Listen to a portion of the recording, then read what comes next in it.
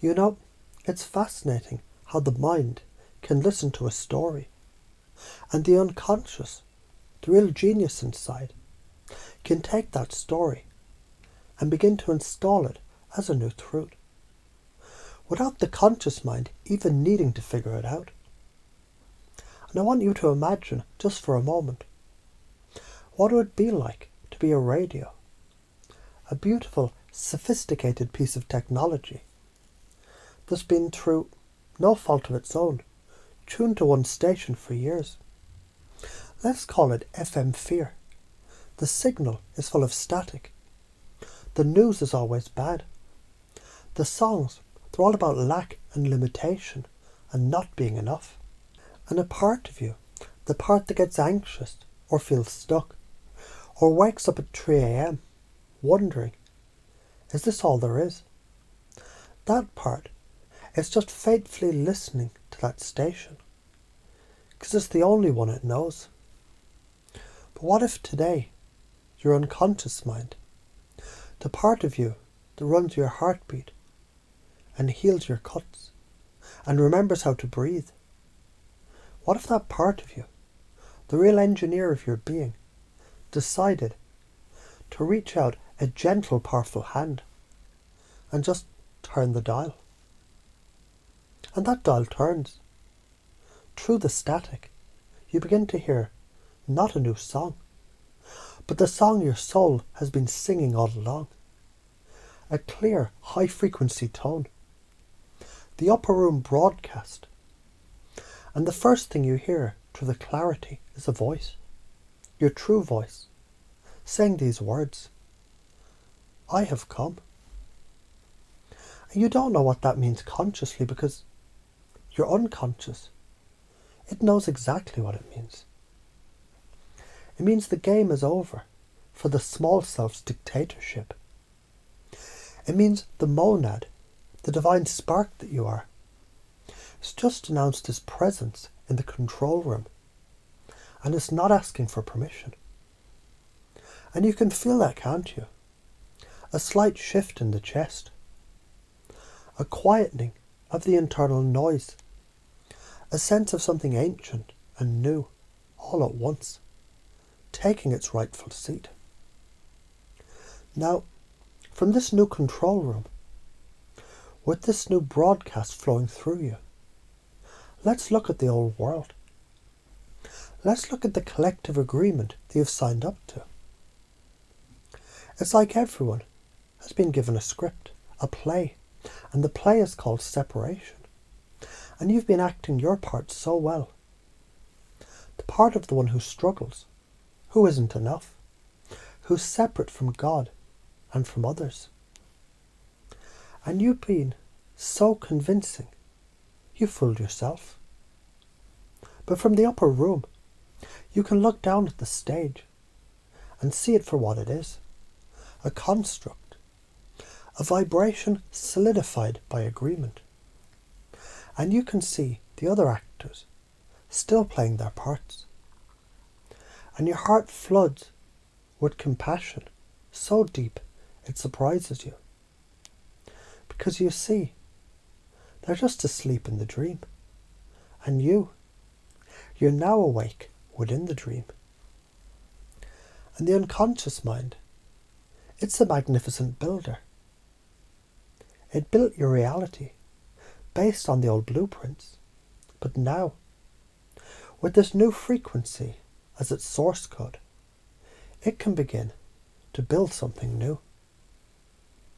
Imagine every time you say, either out loud or deep inside, behold, I make all things new. It's not a prayer. It's a command. It's an alchemical instruction to the very fabric of reality.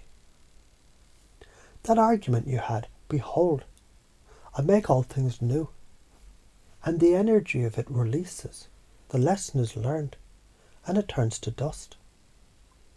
The financial worry, behold, I make all things new, and your unconscious mind, now tuned to abundance, starts pulling in new solutions, new opportunities you were vibrationally blind to before. the old pain in your body. Behold, I make all things new.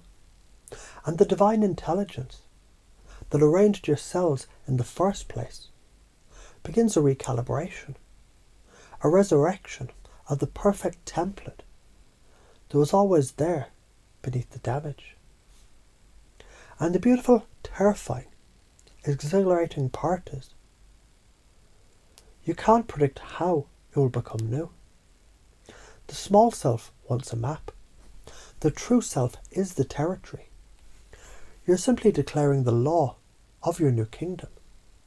And your unconscious, in league with divine, it handles the implementation. Think of the ramifications, the extrapolated futures. If you do this, if you truly let this install, in 5 years, you won't even recognize your life. Not because you've accumulated more stuff, but because the context of everything has changed. Problems become puzzles. People who vibrate at fear will simply fall away from your experience. Not with drama, but with a quiet, natural drifting. And you'll find yourself in a world that seems to cooperate with you, because you're finally cooperating with it. And if you don't, if the small self panics and grabs the dial and twists it back to FM fear, then the music stays the same loops, the same struggles, the same feeling of being a victim in a world that happens to you. The body stays dense, the mind stays cloudy, and the opportunity of a lifetime, of this lifetime, this incredible moment of global shift, passes you by.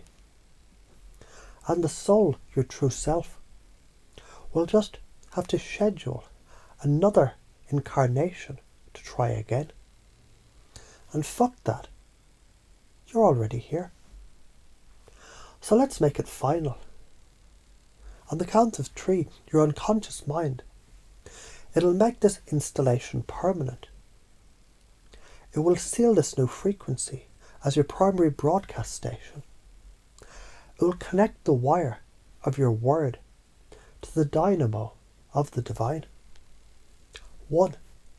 Feeling that shift, that internal click, as the old station fades to a whisper. 2. The new signal, the I am presence flooding every cell, every neuron, every atom of your being, with its clear, high voltage tone. And 3. I'm word through my body. Word, I'm word. I'm word through my vibration. Word, I am word.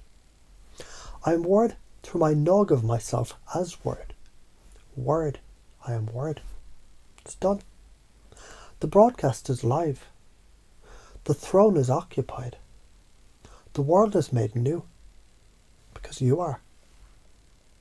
Now open your eyes to it.